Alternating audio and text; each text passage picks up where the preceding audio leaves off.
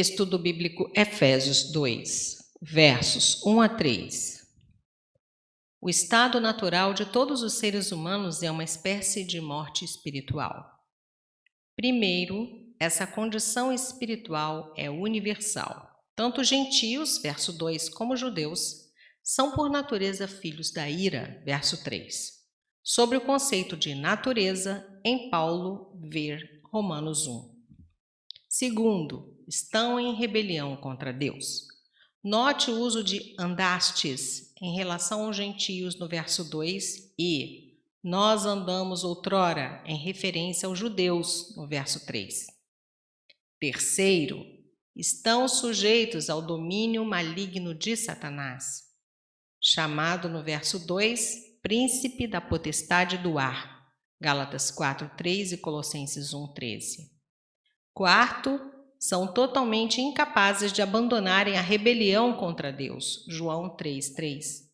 Quinto, estão expostos à justa ira de Deus, verso 3, 5, verso 6 e Romanos 1, versos 18 a 20. Verso 1. Ele vos deu vida. Ver, regeneração, o novo nascimento, em João 3:3. Mortos, ver, verso 5. A morte espiritual tem vários sentidos. 1. Em Adão, Romanos 5:12. 2. Em delitos e pecados, Colossenses 2:13, que acabam na segunda morte, Apocalipse 20, versos 6 e 14. 3. Com Cristo, quando ele morreu, Gálatas 2:20, Romanos 6:8 e Colossenses 2:20. 4. No batismo, Romanos 6:4, Efésios 2:12. 5. Numa experiência contínua, Romanos 6:11 e Colossenses 3:5. De qualquer forma, estamos mortos por causa de nossa natureza pecaminosa, Mateus 12:35 e 15, de 18 a 19. Essa é a razão pela qual dependemos completamente daquele que nos pode dar nova vida, verso 5. Verso 2. O príncipe. Satanás, que desde a queda de Adão domina o mundo de homens e espíritos em rebelião contra Deus. João 12:31. Verso 4. Mas Deus. Paulo pinta esse quadro desolador da situação humana, versos 1 a 3, para colocar em destaque a resposta grandiosa e misericordiosa de Deus por causa do grande amor com que nos amou. A salvação é para a glória de Deus, demonstrando sua misericórdia e amor sem limites para com aqueles que estão espiritualmente mortos por causa da própria pecaminosidade. Paulo rejeita qualquer ideia de mérito, esforço ou capacidade por parte daqueles que chegam à vida através de Cristo. Deuteronômio 7, versos 7 e 8. A condição de pecadores irremediável, se não por Cristo, descrita por Paulo nos versos 1 a 3, é fundamental para a compreensão do que ele ensina sobre a eleição de Deus, em capítulo 1, versos 4 a 6, e sobre o dom divino da vida, aqui nos versos 4 a 10. Observe o resumo em Romanos 8, versos 29 e 30. Versos 5 e 6, nos deu vida, nos ressuscitou e nos fez assentar. São acontecimentos históricos da vida de Cristo, sua ressurreição dos mortos e entronização à mão direita de Deus. Mas Paulo relaciona-os também ao que tem acontecido aos cristãos. Paulo ensina sobre a união entre Cristo e os que nele creem, capítulo 1, verso 3, Colossenses 3, versos 1 a 4, de forma que o que é dito do Redentor também pode ser dito dos remidos. O que primeiro tornou-se realidade para Jesus, também tornar-se-á um dia realidade para os que creem. 2 Coríntios 4:16. Eles serão ressuscitados em glória na sua volta. Romanos 8:11 e 1 Coríntios 15. Por enquanto, há uma nova mente. Capítulo 4, versos 23 e 24, Romanos 12, de 1 a 2. Uma nova identidade como filhos de Deus. Romanos 8, versos 14 a 17. e uma nova aptidão para viver livre do controle de Satanás. Romanos 8, versos 1 a 4 e 2 Coríntios 5, 17. Verso 7. Séculos vindouros. O fundamento da nossa salvação é o amor e a misericórdia de Deus, e o seu propósito é a promoção da sua graça e bondade. Capítulo 3, verso 6 e nota. Até a eternidade depois de sua segunda vinda. Todo o céu o glorifica pelo que ele fez em salvar pecadores. Capítulo 3, verso 10, Apocalipse 7, versos 10 a 12. Verso 8. Sois salvos. Salvação é uma ação concluída que tem um efeito presente. Em suas primeiras cartas, Paulo geralmente refere-se à salvação ou como um acontecimento futuro, Romanos 5, versos 9 a 10, ou como um processo presente, 1 Coríntios 1, verso 18, 2 Coríntios 2, 15. Única exceção é Romanos 8, 24, onde Paulo refere-se à salvação como acontecia no passado, mas ainda por ser completada no retorno de Cristo, porque na esperança fomos salvos, mediante a fé. Fé é meio, caminho ou canal. Não é uma obra, mas um dom. E isso não vem de vós, é dom de Deus. Embora as pessoas tenham de crer para serem salvas, até mesmo essa fé é parte do dom de Deus, a qual salva e não pode ser exercida pelo poder da própria pessoa.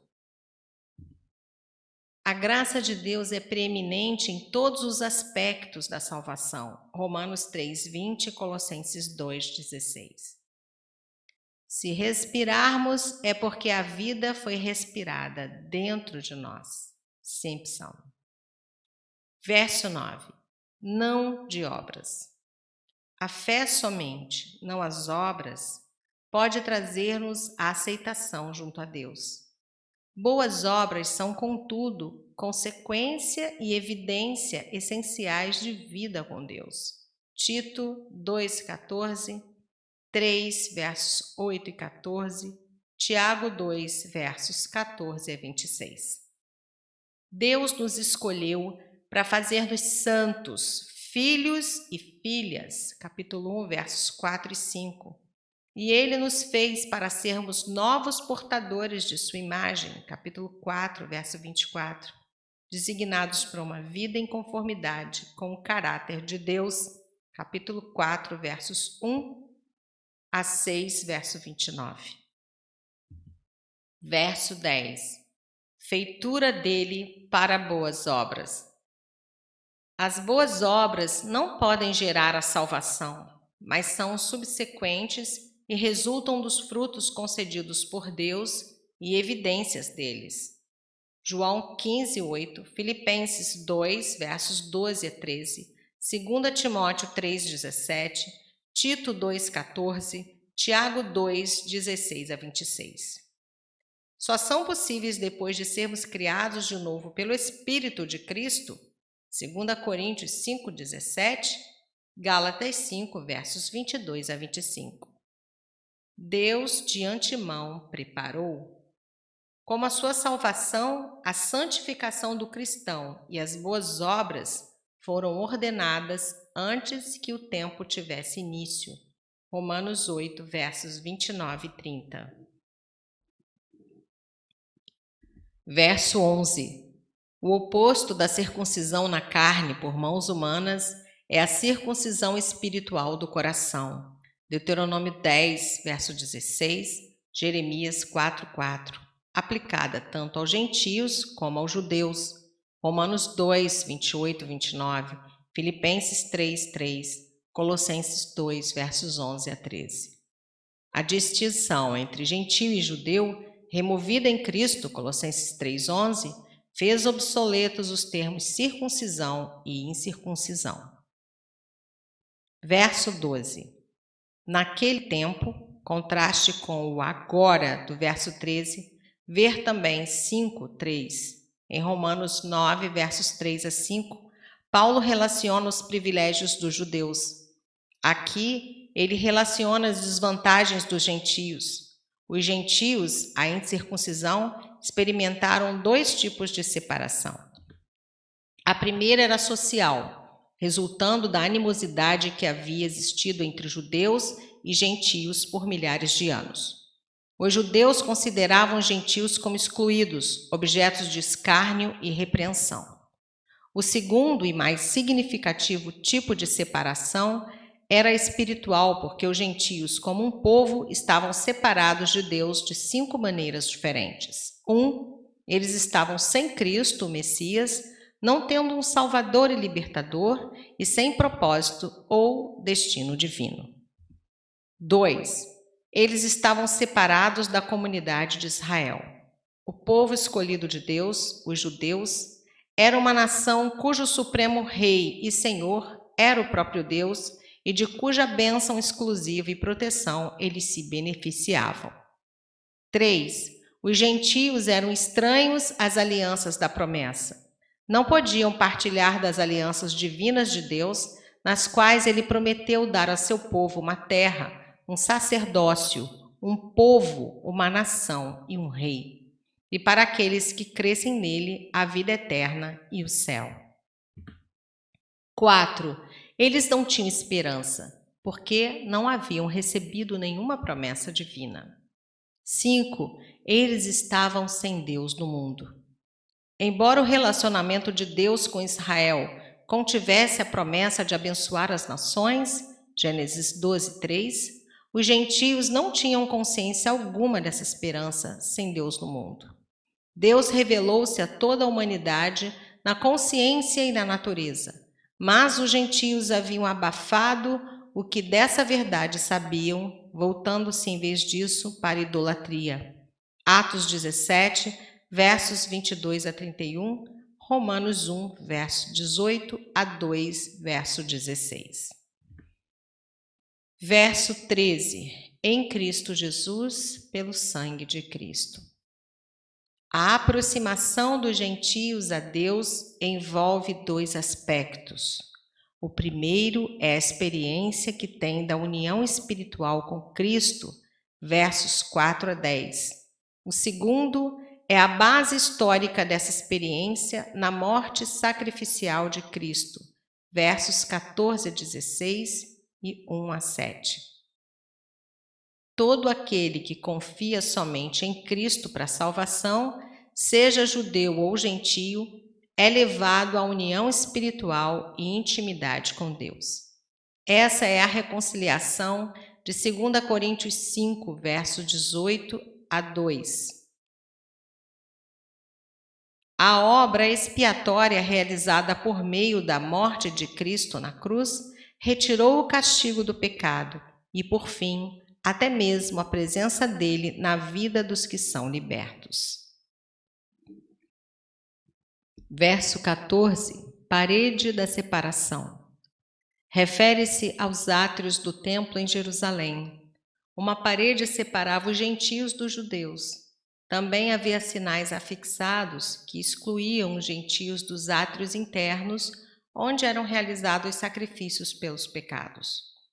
Paulo referiu-se a essa parede como um símbolo da separação social, religiosa e espiritual que mantinha os judeus e os gentios separados. Corresponde à barreira da lei, verso 15, judaica, lei judaica. Versos 15 e 16. Aboliu a lei dos mandamentos. Cristo ofereceu em seu próprio corpo o sacrifício definitivo, do qual os sacrifícios do templo eram apenas sinal.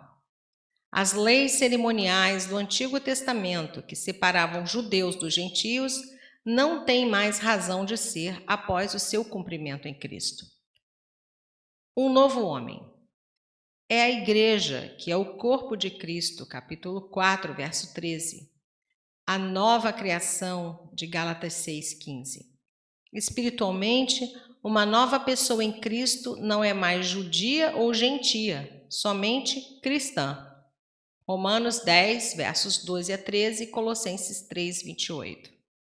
Como os judeus e os gentios são unidos a Deus por meio de Cristo Jesus, eles são unidos uns aos outros.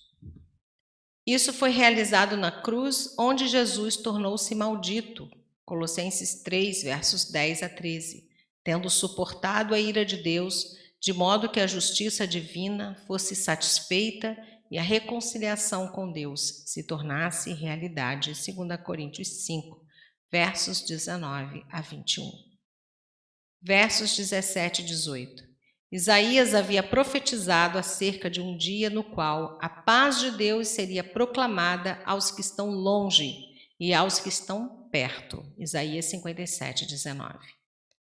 Pelo Evangelho de Cristo, o Espírito Santo reúne gentios, a vós outros que estáveis longe, e judeus, aos que estavam perto, na presença do Pai, em cumprimento da promessa de Isaías. Versos 18 a 22. Esses versículos descrevem a reversão das desvantagens dos gentios apresentadas resumidamente nos versos 11 e 12. Capítulo 3, verso 6. A construção de um novo templo espiritual substitui aquele agora obsoleto de Jerusalém. Verso 19. Já não sois estrangeiros. O reino de Deus é agora internacional, universal. Os pecadores redimidos não apenas se tornam cidadãos celestiais, mas também membros da própria família de Deus. O Pai concede aos cristãos o mesmo amor infinito dado ao seu Filho. Veja a nota em capítulo 1, verso 5, Hebreus 3, verso 6. Verso 20. O fundamento da casa de Deus foi definitivamente posto pelos apóstolos e profetas do Novo Testamento. Capítulo 3, verso 5 e 4, verso 11. Por mais importantes que eles fossem, não foram eles pessoalmente, mas a revelação divina por eles ensinada, pois falavam com autoridade a respeito da palavra de Deus para a igreja antes do término do Novo Testamento, que forneceu o fundamento. Romanos 15, 20. Pedra angular, Salmo 118, 22, Isaías 28, 16, Mateus 21, 42, Atos 4, 11, 1 Pedro 2, versos 6 e 7, 1 Coríntios 3, versos 10 e 11. Essa pedra, que é Cristo, estabeleceu o fundamento e ajustou a edificação. Versos 21 e 22. Cresce sendo edificados. A casa de Deus cresce bem ajustada pelo arquiteto mestre, que incluiu os gentios integralmente e não os fez como um anexo ou um simples compartimento, mas através da inclusão e integração contínua de pessoas como pedras vivas, 1 Pedro 2,5, os fez como um único corpo. A edificação de Cristo, a sua igreja, não se completará até que cada pessoa que deverá crer nele o tenha feito. 2 Pedro 3,9. O termo para habitação indica um lar permanente. Deus, o Espírito Santo, passa a residir de modo permanente no seu santuário terrestre, a igreja, o vasto corpo espiritual formado por todos os remidos. 1 Coríntios 6, versos 19 a 20, 2 Coríntios 6, 16.